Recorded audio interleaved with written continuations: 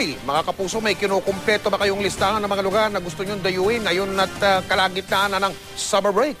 Abay, huwag yung kalimutan ng Negros Occidental. Mayaman sa kasaysayan, magagandang tanawin at ubod ng sarap ang pagkain. Yan ang tinutukan ni Cedric Castillo.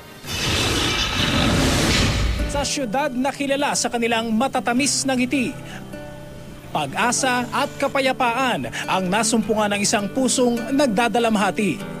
Since I was broken-hearted at that time, nawala yung attention ko sa negative side ng experience ko and nabaling more on the positive side and yung adventure namin sa Mambukal. Cleansing siya sa soul and sa heart. Ang kirot at pait ng pakikipaghiwalay ng kasintahan ni Micah, napawi raw sa tamis ng mga alaalang ipinabao ng probinsya. Ganda siya na escape from the city and also to appreciate yung culture natin. Ang very healing sa buong pagkatao. At kung patamisan lang din naman ng mga alaala ang pag-uusapan, wala na sigurong dataig pa sa binansagang Sugar Bowl ng Pilipinas. I can show you no more.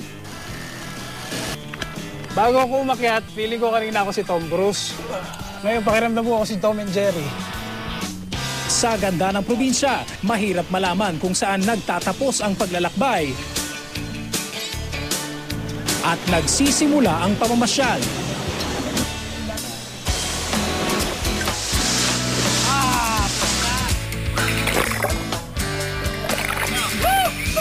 Isang probinsyang mayaman sa kasaysayan, tumatanaw sa nakalipas,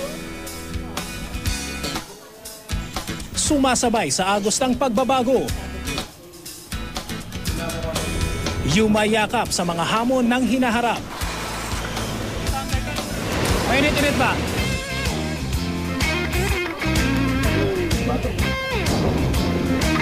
Hindi ba tayo nagsisimula sa sakit ng likod ko? Yes!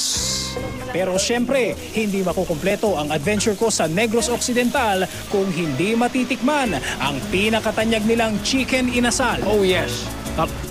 Kaunta. At ang kansi na bacolod version ng bulalo.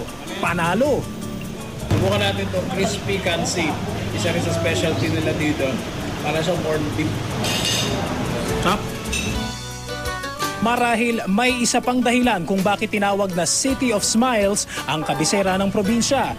Sa mga gaya kong nagsa-summer break, nag-iiwan ito ng ngiting matagal-tagal pa bago mapawi. Cedric Castillo, nakatutok, 24 oras.